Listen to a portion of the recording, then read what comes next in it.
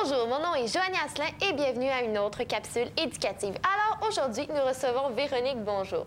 Bonjour, Joanie. Alors, de quoi vas-tu nous parler? Eh bien, je suis venue te parler des hérissons. Tu sais qu'on les retrouve en Europe, en Afrique et même en Asie. Et puis, je t'ai apporté Kiwi, qui est un petit hérisson d'Afrique. Et puis, je t'ai apporté aussi Punky. Alors, Véronique, avant de commencer, quelle est la différence entre les hérissons et les porcs-épics? C'est une très bonne question parce qu'on me la pose souvent. D'abord, il y a une question de grosseur. Hein? Le porc-épic est beaucoup plus gros. On parle du double de la grosseur du hérisson. Le hérisson, on parle de 30 cm et le porc-épic environ 65 cm, la queue comprise. Ensuite de ça, ils sont vraiment pas de la même famille. Hein? Et il y a aussi une question d'épines. Le hérisson, il y a des épines beaucoup plus courtes que le porc-épic. Et le porc-épic, lui, ils sont plus longs, ils sont même dentelés un petit peu. Et puis, il y a aussi le fait qu'on ne retrouve pas de hérisson en Amérique du Nord. Là.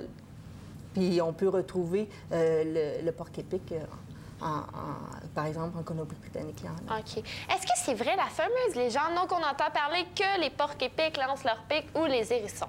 Non, c'est pas vrai du tout.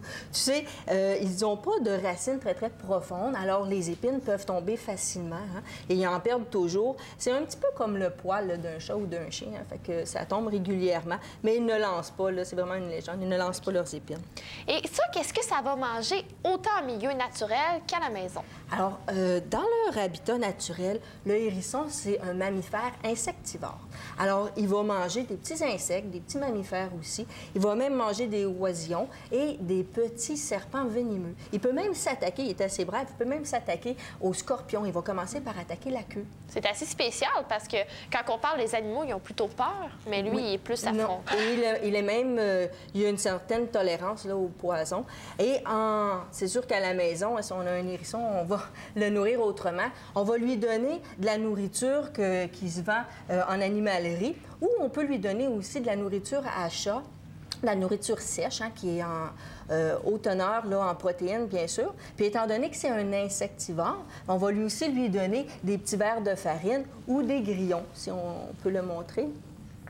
Et puis, c'est important de compléter là, son alimentation avec des fruits, des légumes, des bananes, pour donner des concombres, brocolis, etc. Le hérisson, ça fait pas longtemps qu'on peut l'avoir dans nos maisons. Ça fait environ combien de temps? Ah, bien, c'est assez récent parce que tu sais qu'il est légalement admis au Québec depuis novembre 2002. Et puis, il y a certains endroits aux États-Unis qui est illégal d'avoir un hérisson et même en Colombie-Britannique aussi, certaines villes. OK, d'accord. Alors, c'est quand même un animal qui est récent, qui arrive sur le marché. Oui. Est-ce que c'est un bon animal à garder à la maison? Tu sais, c'est un animal solitaire, indépendant et nocturne. Alors, en plus qu'il y a des épines. Hein? Alors, c'est pas l'animal de compagnie idéal. Il faut savoir qu'on doit le prendre vraiment tous les jours pour qu'il soit assez...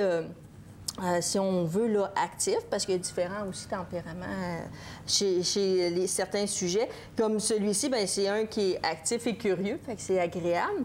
Il y en a, par contre, d'autres, je te l'ai apporté, Punky, ici, qui a un hérisson qui est peureux, hein, il est même un petit peu grincheux.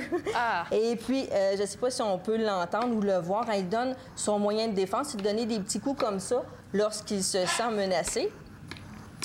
Et puis, il fait son petit bruit intimidant aussi. Tiens, veux-tu prendre notre ami Kiwi? Faut pas qu'il se sauve.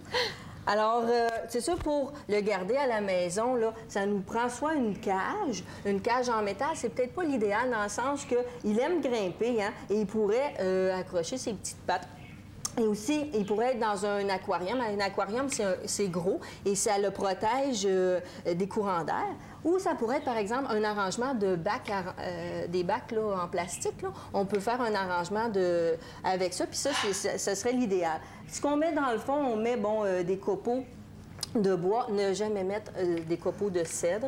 Okay. L'idéal, c'est tremble ou bien chanvre. Une litière en coin. Et puis, bon, il aime grimper, alors on peut lui mettre une branche. Et qu'est-ce qu'on met comme accessoire dans sa cage vite en terminant? Oui, eh bien, vite, il y a une roue, hein, il est très actif, sinon ça peut avoir des problèmes d'obésité. Alors, une roue qui n'a pas d'espace, une roue fermée. Et puis, des jouets, là, des petites balles ou des rouleaux.